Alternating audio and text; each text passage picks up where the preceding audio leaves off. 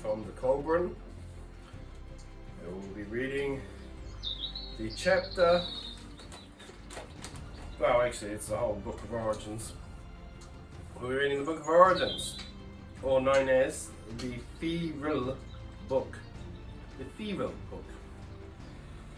As authorized by the Conclave of Venedas, compiled from the three books of Britain which formed the Cole Book, formerly called the Hifuralt, rewritten by the hand of Eardon, son of Seed Magfergus in the common tongue, and translated by John Lud Ledilith.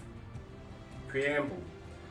This task was undertaken and carried out by order of the Tothenelithan,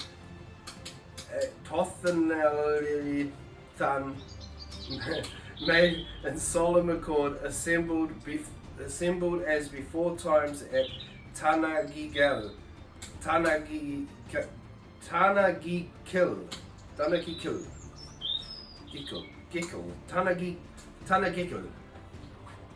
near Sunderstowe, 160 years after the death of Ardep, the last king, 20 years after the death of Garadon Pancras, 80 years after the death of Calvin, 100 years after the death of Efturid, 13 years after the death of the great king who died in the year of the devil's breath. This deluge lasting upwards of a dozen years, so striking the land that people lost their distinctions, and the long conflict came to an end. 44 years after the Battle of Stratard, when the Christian king died in his 46th year, going down with a great slaughter before the hand of Cadwillan of the First Faith, who died at the hands of a treacherous king, being trapped between the trees by Dinslear, in the month of September, between the 7th and 10th day, in the 3rd year of the reign of Ethelbred, which is the 7th year of the reign of Egfrid, son of Oswey, king of the North Saxondom.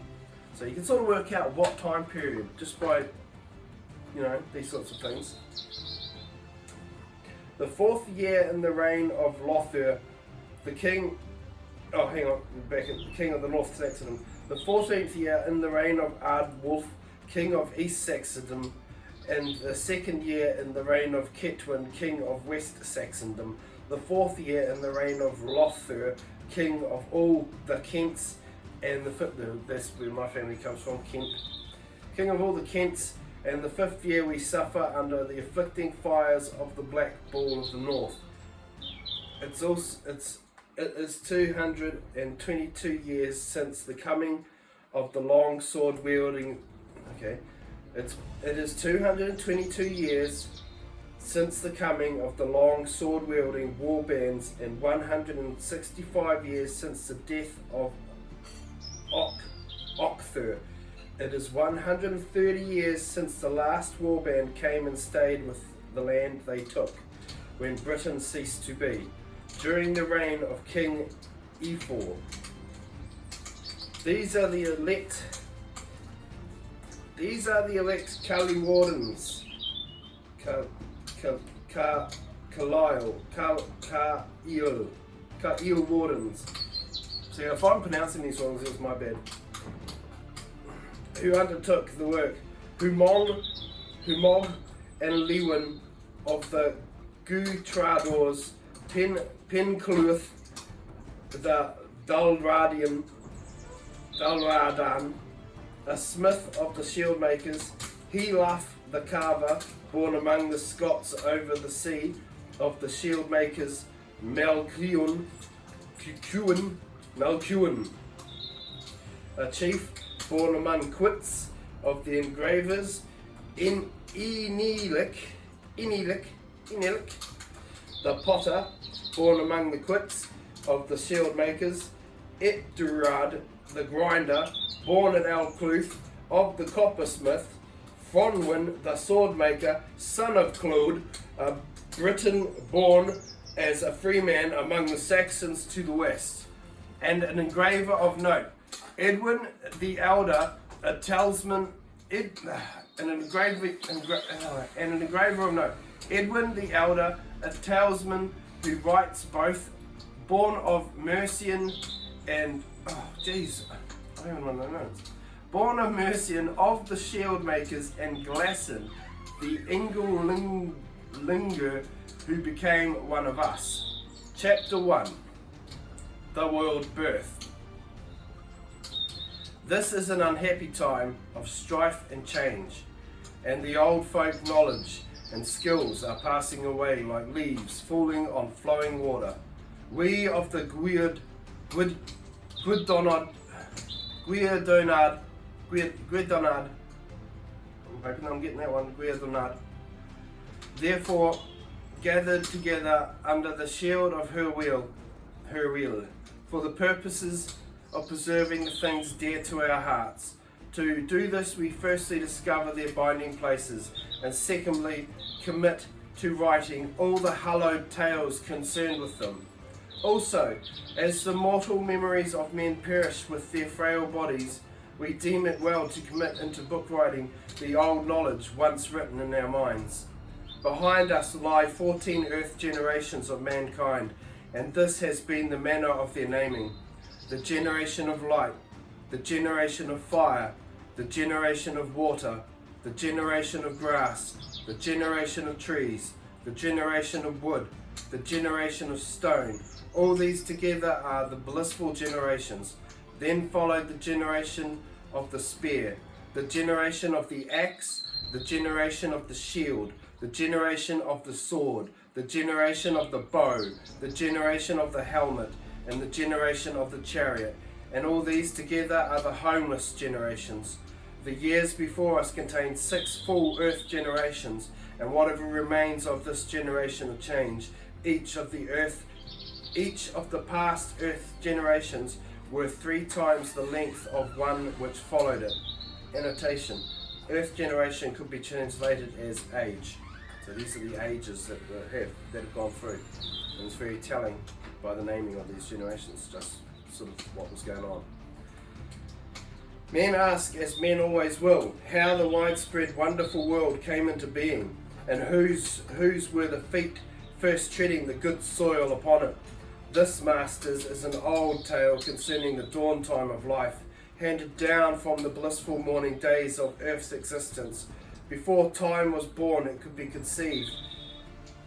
Before all things seeable by the darting eyes of men were seen by any eye, they were conceived. Before sound was heard by any listening ear, it was conceived. All things now knowable by man were first conceived by none but the inconceivable one, existing solitarily, in awesome loneliness.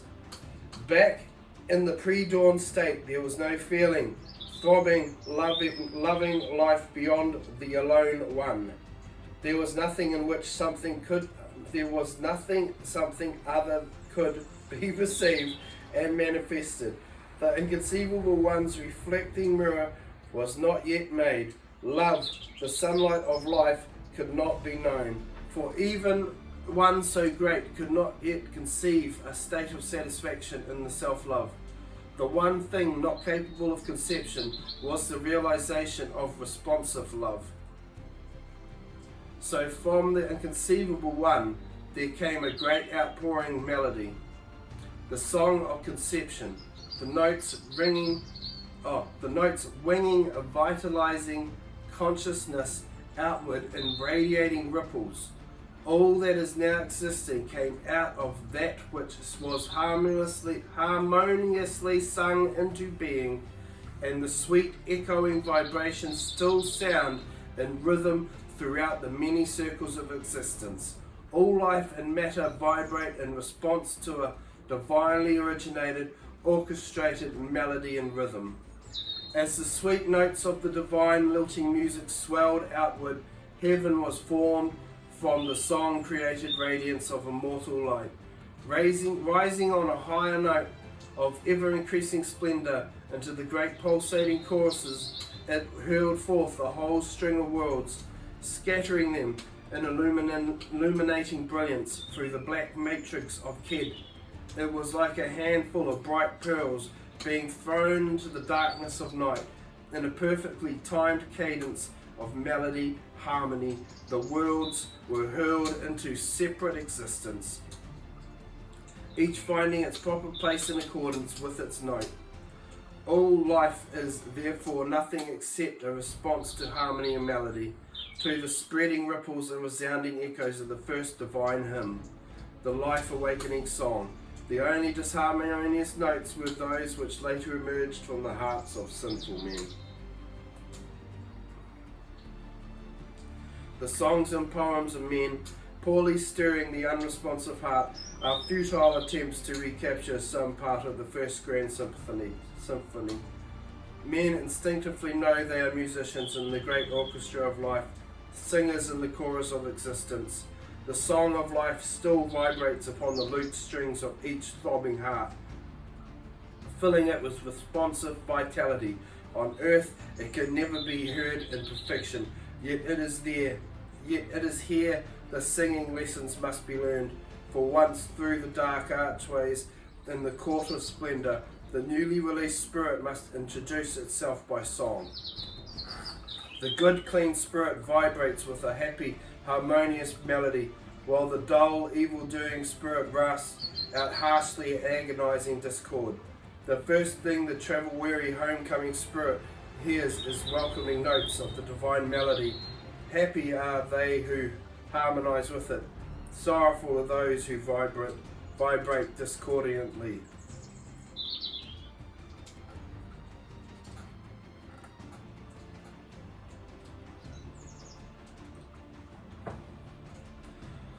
Life is a song, sometimes a song of sadness, sometimes a song of joy. Now a dirge, then a hymn echoes through the chambers of creation. Often a gay carol or lilting love song gladdens the ear of the air. All this is the song of life. So lift up your hearts and rejoice in the singing song, which will in days to come rise on ghostly wings to quit the inner circles of woe, where the discordant notes of mortals intermingle with the melodious notes of spirit music. Where the discordant notes of the mortals intermingle with the melodious notes of spirit music, winging its way to where the star-grit chorus sings in glory. Out from the inconceivable one came the radiating substances of Diwa, who sits supreme in the invisible universal hub, and this is his circle. The outflowing notes become contrasted among themselves, dividing into two, and those that poured downwards became the substance of Memvar, the life-bringer. From the life-radiating substance of Memvar came Memdade, who spread life wide over the world. The son of Memdade was Dada, whose name was not spoken in the before times. He carried the spirits of men in his seed. These are the generations of the ancestral godmen who came from Dada. As they have been known to us, it is well to know from whence we came. We being of their blood, we stand high among the proud races of mankind, not being numbered among the least, and sad will be the day when men lose pride in their heritage. Yet it is foretold that the day will surely come, at a time when men stand on a strange spectrum, with the choice of regeneration or decay and doom. Those generated from the seed of Dada were the three heaven-sent forebears of mankind, named Magog, Gatuma, and Kili.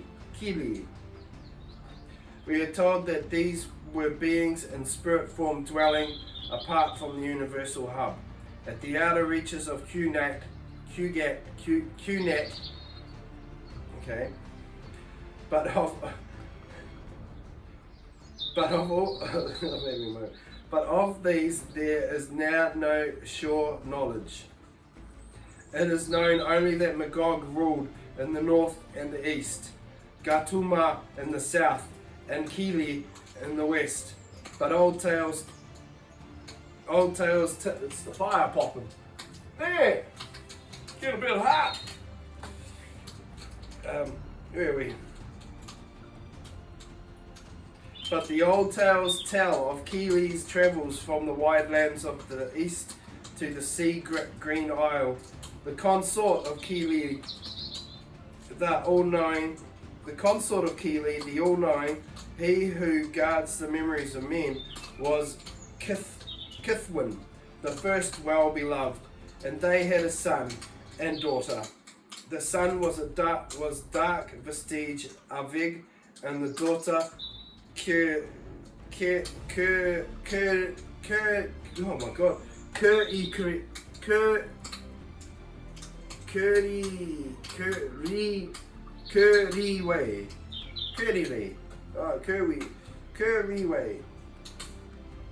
Oh man, that's tricky. The most beautiful of women, who set the standards of womanhood, to which all those desire to catch the will-o'-wisp of love should aspire. The son of Gautama was Gatumuna,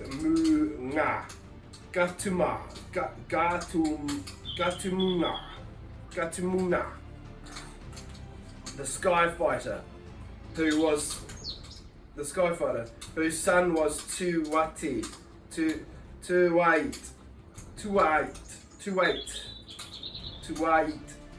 Oh no, Tuwait.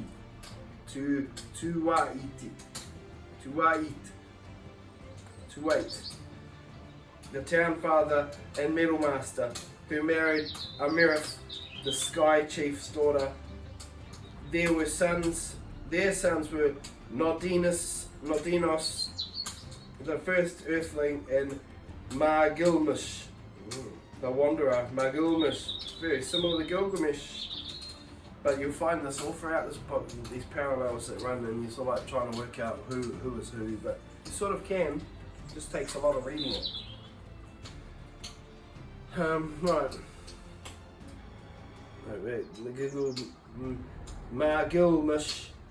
Margilmish, the wanderer. Right. In whose days the sky chariots. Margilmish, the wanderer. In whose days the sky chariots came. Okay, so Gilgamesh and the Anunnaki and it's getting interesting. Sky chariots, you know, what is that?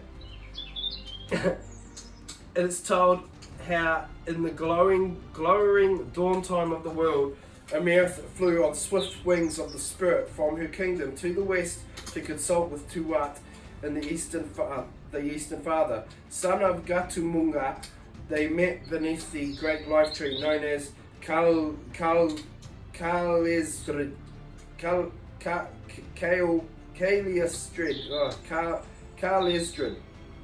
which grew at Enoch. They lived a while within the green bower, set in the lush lands surrounding the life tree, and it was for her the ring of youth was forged. So they're living in a big tree. Back before the big trees got cut down by whoever came. It was tripping. Anyway.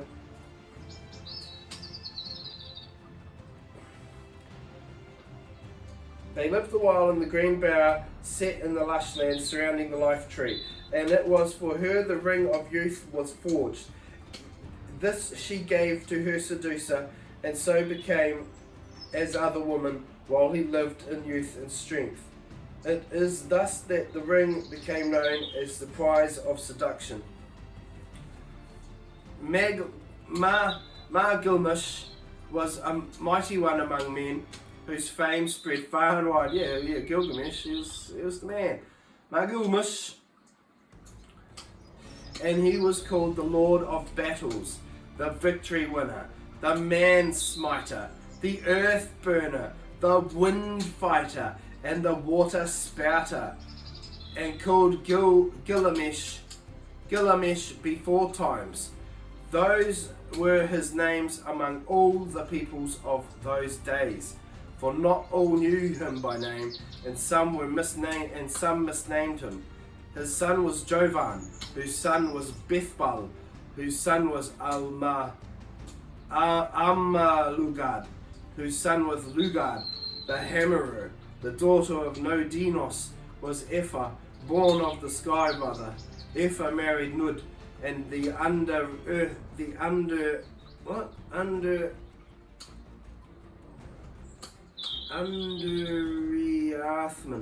Underiathman, okay, whose eyes could not bear the daylight.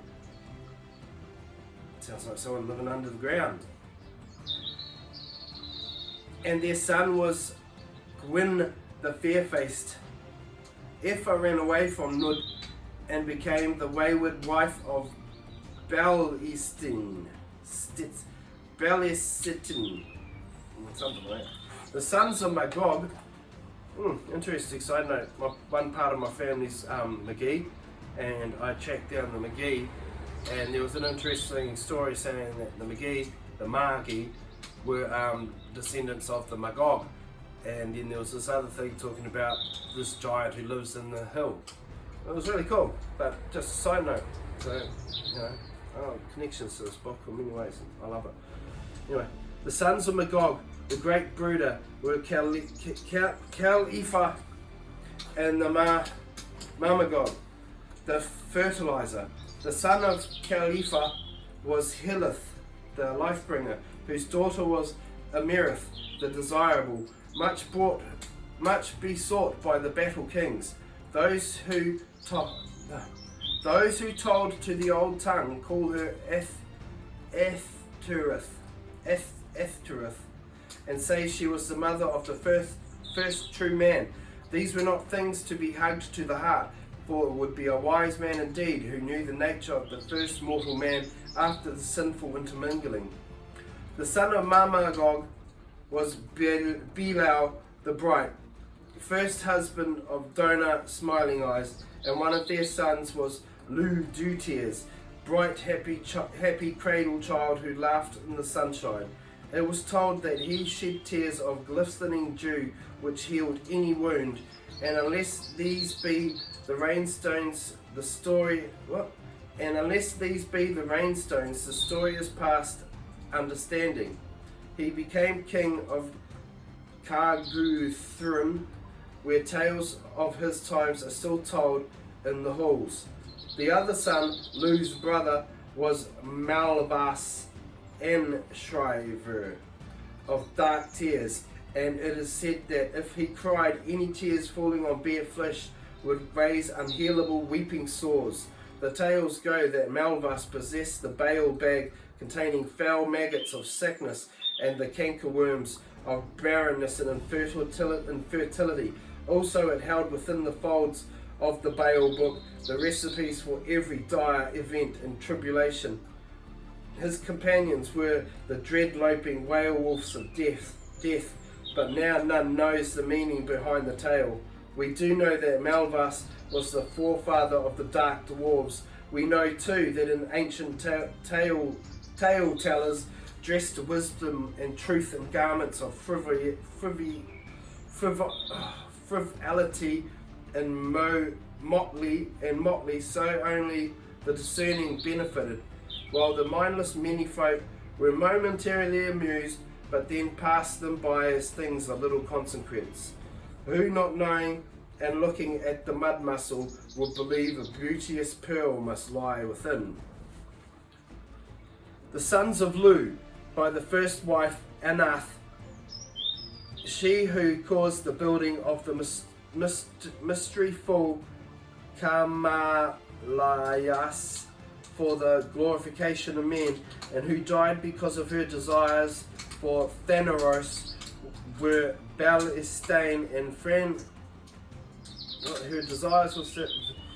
who died because of her desires for Thanaros were Belestain and Franan. Their daughters were Branwen and that Nertha, sometimes called Naniku in the old tongue, whom was the first wife of Nodinos, butchering these. I just know because I'm certain that the way these vowels are pronounced are totally different than the way that we're programmed in English. And even some of us who live in New Zealand, like I live in New Zealand, I try and use the Maori pronouncing of the vowels sometimes, and it's not always smooth either. But anyway, who was the first wife of Nodinos, the mother of all first four women. The sons of Lu by Morigu were Kila, Gwinon, the welcomer warriors, Leah and Robith. The first wife of Leah was Pandora, by whom he had two sons, Mandobrak and Franz, and a daughter, Branwen. By his second wife, the Northern Beauty, Leah had Tharnas, Wothan, and Dylan. Hey, old school name. The first wife of Bethelstein was Epha, who married Nud after being cast out from her home place. His second wife was Franwi. His son was Evalak, guardian of the gate, and his daughter was Modrin, whose son was Owen, wise heart. The second husband of Dona was Manwidan, and their daughters were Pandora and that Arinyarada, who gladdens the hearts of old men. Okay, they lived in the days before the misty veil became impenetrable, and Evalak ruled the isle containing the forest of fire apple trees, which men now misunderstand. Probably pine cones. Probably pine cones, fire apples. Yeah, mate, that's what it is. Anyway, it is. It's pine cones, bro. Which men now misunderstand. Many meanings are lost to those who have learned the old tales of wisdom in the new tongue. And that happens. It's happening again right now as well.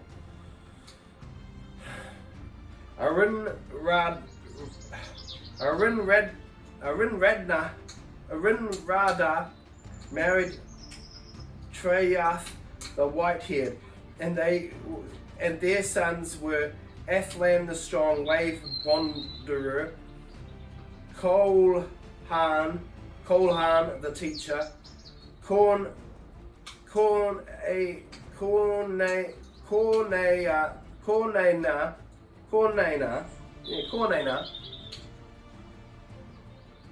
sounds very like there's some contention about ancient Welsh being in New Zealand, and sometimes when I'm reading this book and you pronounce the word the way it says, it sounds like Mary as well.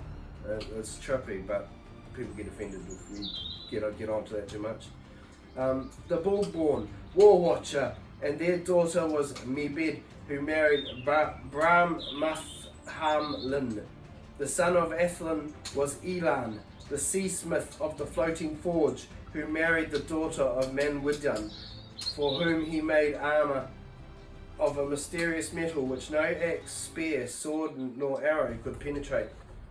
The son of Elan was Caranus, the horn-headed, who married Newlin and Fearmaid, the Fearmaid, who married Newlin, the Fearmaid, daughter of Brahmathamlin.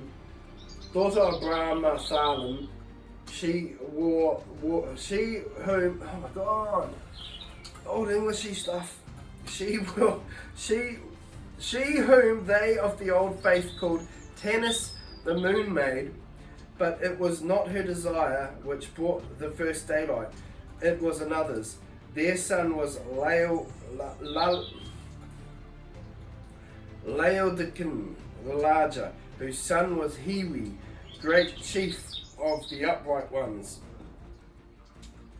who married Helen Blodowed, whose son Aed, who married Sybil, the strange priestess, whose son was Bryden. Another side of my family is also called the Brydons, and the Brydons one of that comes back to Brydon, meaning strong hill in the Scottish stuff. Here we are again. The connections in my family to this book are interesting. Whose son was Bryden, whose sons were Bryden the younger and Belonis the bookbearer, the son of Belenos and Baldud the builder, who were cured of corrupting diseases by mud from a swine's wallow. The son of Belenos was Baldud the builder, who was cured of a corrupting disease by mud from a swine's wallow. Bladud married Calwyneth,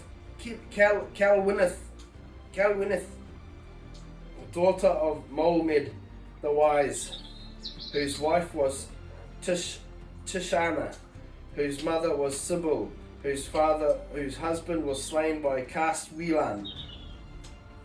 I'm sure I'm getting that wrong.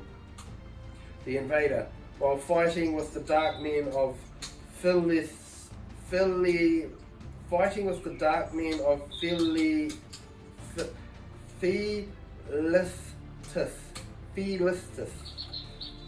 with whom they had sought refuge.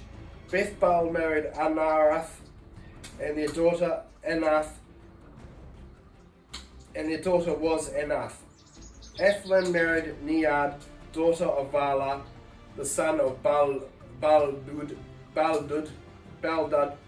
was Elas.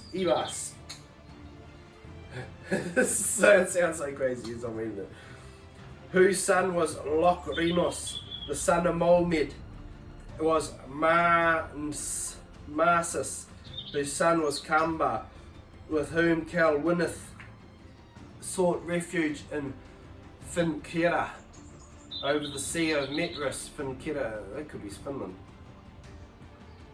The son of Cambra with Humbra, who failed to build his boats of ash slates, so they came apart, and he drowned, whose son was Erigan, whose son was Cratolinth.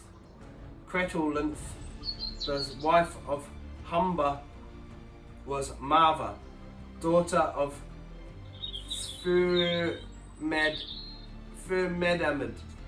The son of Chloehan was Neptoran, and his daughter was Sowithi, and Neptoran married Woklin. The sons of Mandubrak were Luck the arborator, who plays with the chance chips, and Dianket, who first taught men the use of the healing herbs, and that Lukton, who was the uncle of Lugard, who taught men the ways of working with wood, and who could fix a spearhead immovably onto its shaft.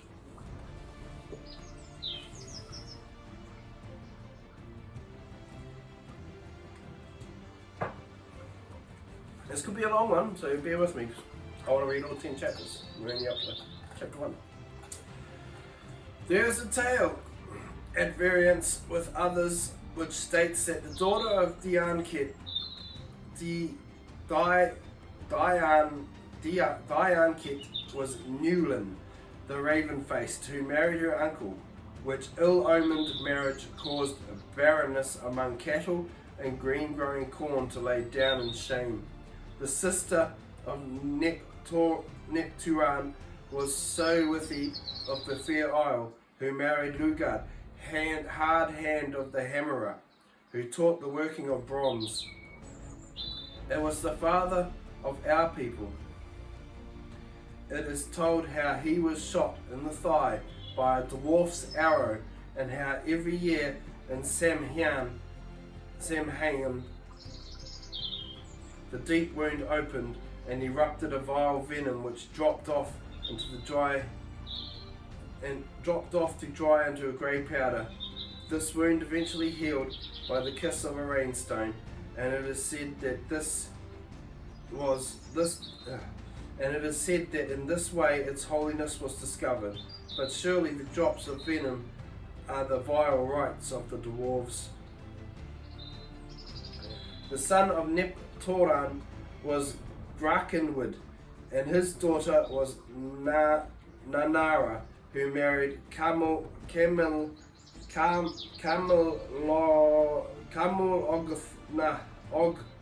Ognatha, builder of the high walled city over the water, who was the son of Ognana and Briginda. Camelogna sought refuge in this land and taught men the art of writing on wood and stone. The tales, see, this also sounds like these are the Tuatha Te Ranu coming to the land, settling in. They're not from here. This is what it sounds like. The tales concerning the doers of our forebears in the faith and their generations are not well known among us, for we are different people. The tales concerning the doings of our forebears in faith and their generations are not well known among us, for we are a different people, having another tongue. Yet though some tell them one way and some another, we have thought out that which is common to most. In these times of change it is well to have an anchor in the past, but unless it bites into the sound seabed, it is of little value. It is said that the sole message which can be given to the future is words written in the past, so we write. Oh, I love these guys, man.